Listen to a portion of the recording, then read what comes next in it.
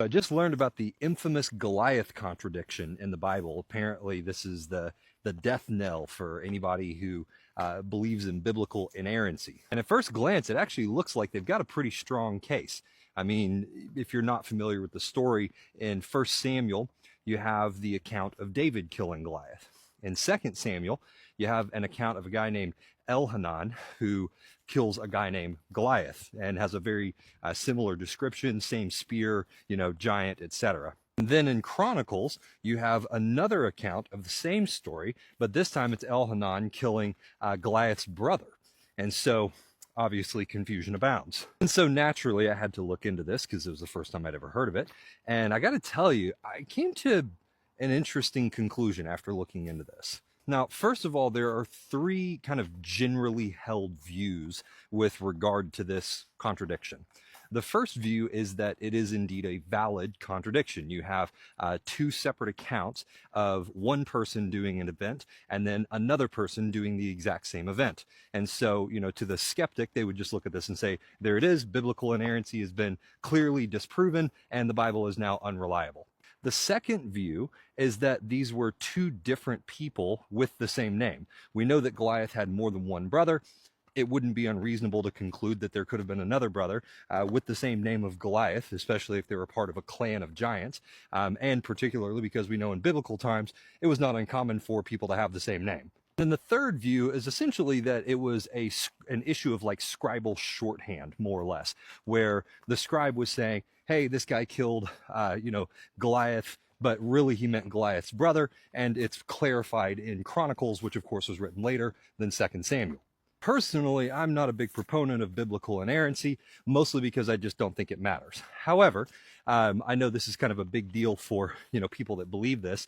And so the question is, do the people who are arguing that this is a contradiction actually have a point? So to make that determination, let's look at the facts. Now, the account of David killing Goliath occurs during a battle that happens during Saul's reign. The account of Elhanan killing Goliath or killing Goliath's brother, that account actually occurs much later. It was actually during David's reign that the Philistines came back. And both accounts, the one in 2 Samuel and the one in Chronicles, the one that has Elhanan killing Goliath and then the one that has Elhanan killing Goliath's brother, both of those accounts occur basically explaining the exact same account because they clarify that they're speaking of the same battle, which is a completely different battle than the one that David killed Goliath in. So the first fly in the ointment for the contradiction argument is that this is not the same person in the same battle. So what we have here is two people named Goliath that are giants that carry a spear that are described exactly the same way, but they're being killed in two different places, two different time frames. And then, of course, to complicate matters, the one in the second time frame has a second story of another person being killed called Goliath's brother, who is also a giant, by the same guy, Elhanan. Now, what I find interesting about this is that for it to really be a contradiction, you would have to have two different accounts of the exact same event with two different people killing Goliath. And that's not what you have here. You have an account of two different battles, and in both of those battles, there's a giant named Goliath. But we also know that that giant had brothers, and so it would not be unreasonable to conclude that one of those brothers could have also shared the same name. And so I think what's interesting here is if you want to argue that there's a mistake in the Bible, I think that's a fair argument. I mean, you could argue that you have one account of Elhanan killing Goliath and another account of Elhanan killing Goliath's brother. But this happens in a completely different battle. And so unless you could definitively prove that this is referring to the exact same person, which you actually can't, then just by viewing the text, you can't really argue that this is a contradiction. Now, you could argue that there's some ambiguity in who actually killed Goliath, I suppose. But the fact that we have an account of Goliath having brothers, even in that ambiguity, it's far more likely that there was a second brother that shared the same name because he was part of the same clan. And he was also a giant, so it wouldn't be unreasonable that they would utilize similar armor. I mean, if they're both giants and you said one guy has a spear that's the size of a weaver's, I can't remember what it was, like a weaver's rod or something like that is the way the description goes.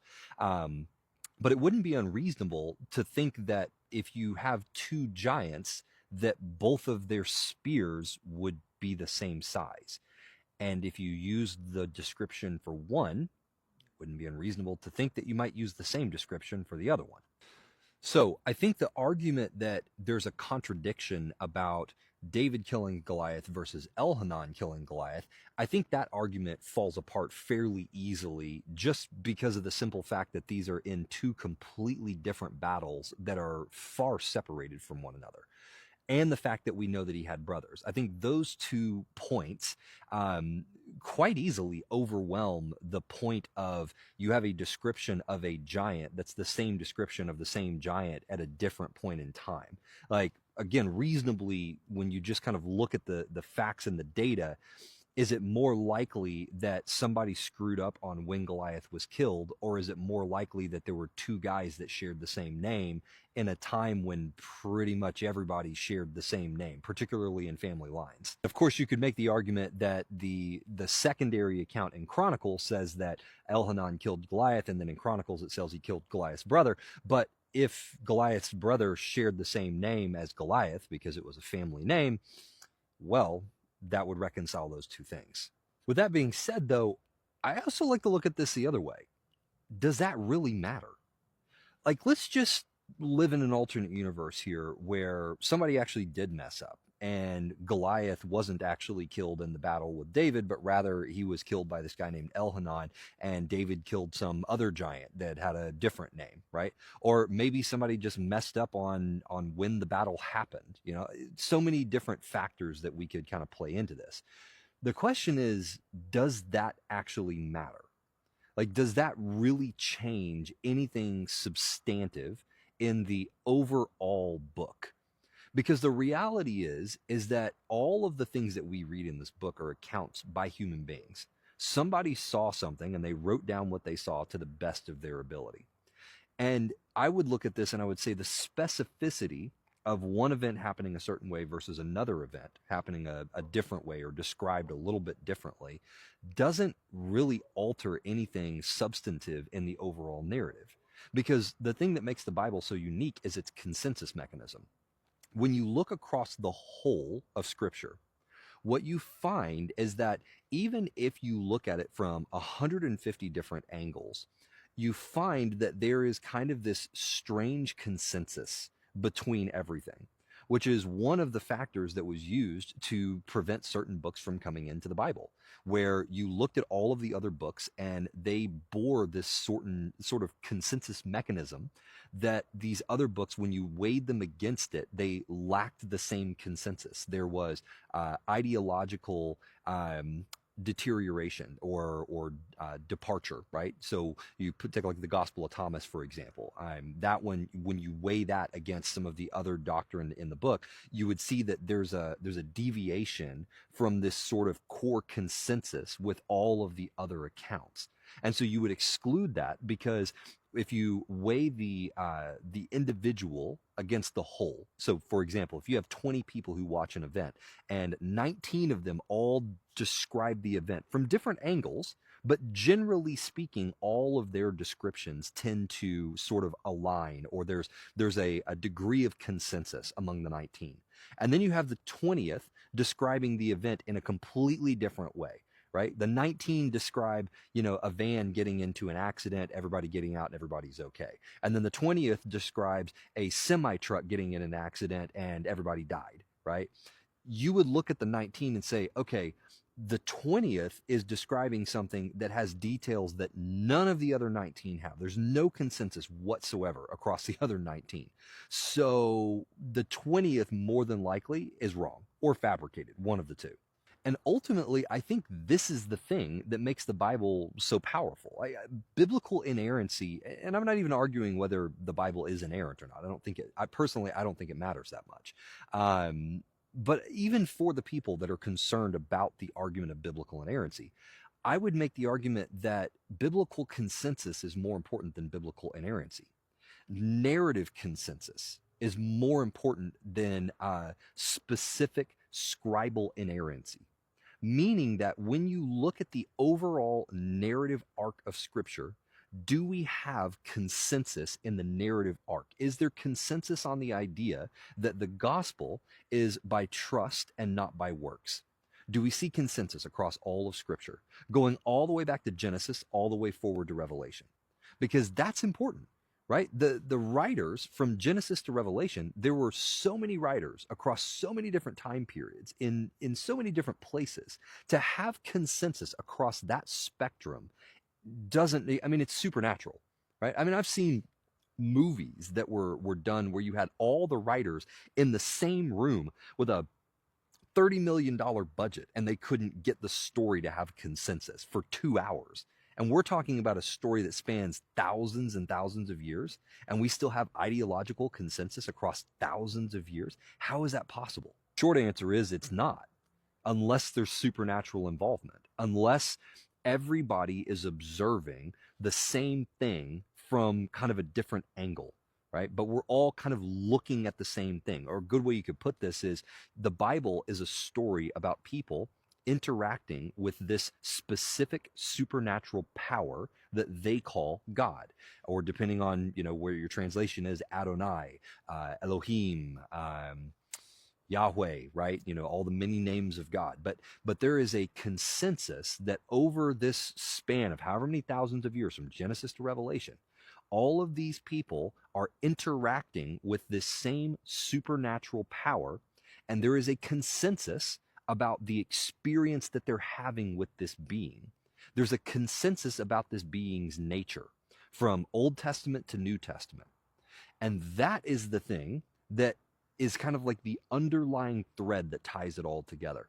And so whether David killed Goliath or Elhanan killed Goliath, right? These types of specific details, while I think ultimately they will prove themselves out, and I think you'll find that it's something as simple as either A, there were two guys named Goliath because they were brothers and it was part of a family line, or B, the scribe in 2 Samuel said Goliath and intended to say Goliath's brother, right? Whatever it is, I don't think it's that important, and my guess is that David killed Goliath and Elhanan killed someone, right? Whether it was Goliath or Goliath's brother, it doesn't matter. I'm quite confident it wasn't the same Goliath as the one that David killed. But ultimately, again, I don't think that's the most important thing. That's why when people argue this, you know, biblical contradictions thing, ultimately when I look at all the contradictions, I feel like the vast majority of them fall flat, because even if they could be called contradictions, which I have not seen one yet that really has like a strong validity to it, the vast majority are like this one, where it's very vague, and by the information that we have, it would be far more reasonable to conclude that there was just another brother named Goliath than that three different scribes completely messed this thing up about the same story, right? So I think when you look at it in that view, the vast majority of the contradictions kind of fall flat. But even if you found a legitimate contradiction, the question is, does it alter the consensus of the overall narrative? And if it doesn't, then I don't think it really matters that much. And you would have to have so many contradictions, and you would have to have such a flagrant contradiction in order to invalidate the narrative consensus of Scripture. I'm not even 100% sure that it would be possible to find one that truly invalidates the overall narrative, because there's just too many connectors. There is too much connectivity in the story to even be able to take just one contradiction and unravel all of the other connections. Ultimately, just like logically, you would have to look at it and say, what's more likely, that this contradiction is actually valid, or that we're just reading it wrong because there's so many other consensus mechanisms that hold the narrative together across such a large span that the weight of evidence for this being accurate is far greater than the weight of evidence for this like one anomaly in the entire thing. Anyway, so that's the Goliath contradiction. I thought it was interesting, but I wanted to share it with you guys in case any of y'all heard it. And yeah, by all means, go check it out for yourself and see what you think. But that was my take on it. Shh.